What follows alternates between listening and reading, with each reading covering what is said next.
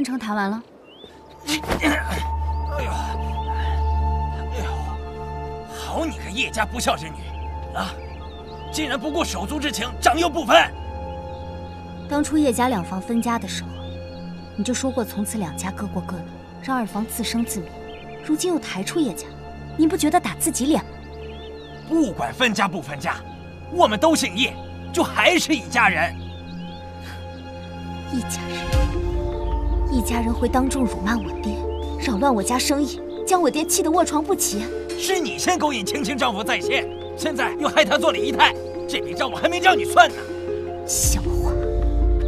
叶青青私会外男，被当场撞见，又残害穆家子嗣，重伤老夫人。若不是顾及叶家脸面，他早就背着不守妇道的骂名被休回家了。怎么，叶老爷，您是想把您女儿那点糟污事儿都给捅出去？算了算了，这个事儿我也不跟你一般见识啊。日后你们姐俩在府内理应彼此照应。只要姐姐不与我为难，我自然会照应你。毕竟穆家当初也这么对待过我们二房，还抢了我爹不少生意。你眼下的难处，我最是知道。这么看来，穆家是要独霸江城了。哼，我可不像你爹那么好欺负。他在我这儿挖走的生意，我倒要看看他有没有这个能耐接了。哼！穆安城，和这样的奸商合作，你真的以为能占到便宜吗？我已经破例免了你的责罚。你爹说要引荐北方木材的厂商给我认识，到底什么时候可以见面？我爹说了，这几天就安排。那个贾老板是个妻管严，他夫人以前与我私交甚密。你带我去，到时候让他夫人吹吹枕边风，这事就成了。很好。一旦拿下这个大功获伤，以后在穆家，谁敢不服你的能力？到时候你就可以名正言顺地掌管穆家了。这件事情对我至关重要。如果我帮你拿下了这个买卖，又帮你拿下叶家二房，我要你休了叶青兰，把我扶正。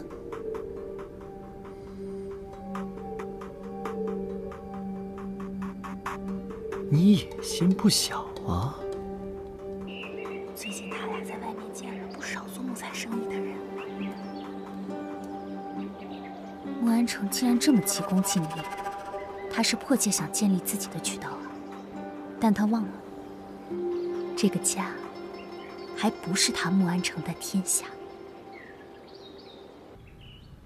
我爹也常有头疼的毛病，我这套按摩手法还是跟一位名医学的。是很舒服。你也是个有孝心的孩子。姐姐跟安城最近忙着木材生意的事，我也算替他们尽尽孝心了。你是说安城最近都去忙木材生意了？难怪最近账上的钱越来越少。我听姐姐说，如果这次穆家真能靠着叶老爷把这木材生意做起来，穆家将来前途不可限量。穆家靠着他们做起来生意，哼，笑话！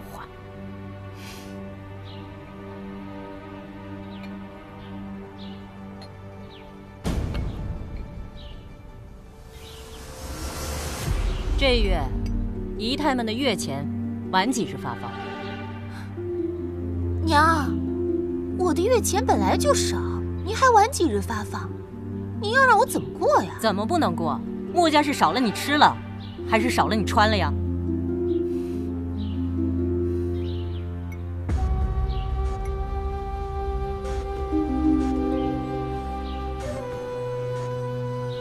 青青姐姐最近一直陪着大少爷出去应酬，这花销自然是要大一些。就是，我可是为了穆家的生意陪安城出去应酬的。要是穿得太寒酸，给你们穆家丢人怎么办呀？你一个姨太，总出去抛头露面，成何体统？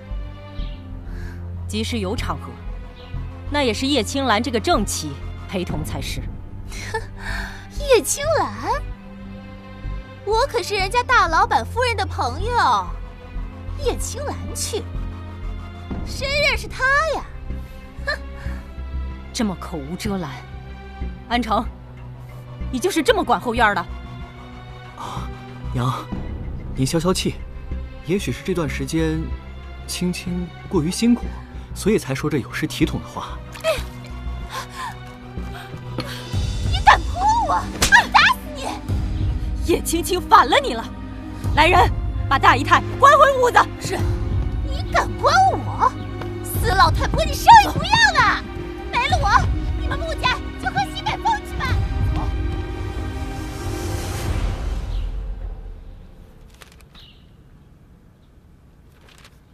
娘，进军木材行业是多好的机会，您为何不同意？你自己看看账目，自从你接手穆家生意，除了从叶家二房那儿挣了些药材生意的钱，其他的你看看，亏了多少笔钱？这些生意都在走下坡路，是行业不景气，与我无关，所以我才想找新的领域开拓开拓。连现成的生意都做不好，我怎么放心你涉足新的生意？说到底，您就是不信任我。你也得做出成绩让我相信，我不能眼睁睁看你毁了穆家。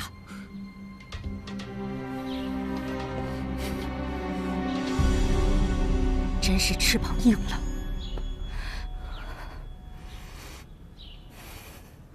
安和，我终于破坏了穆安城的木材生意。我想我已经有能力为你报仇。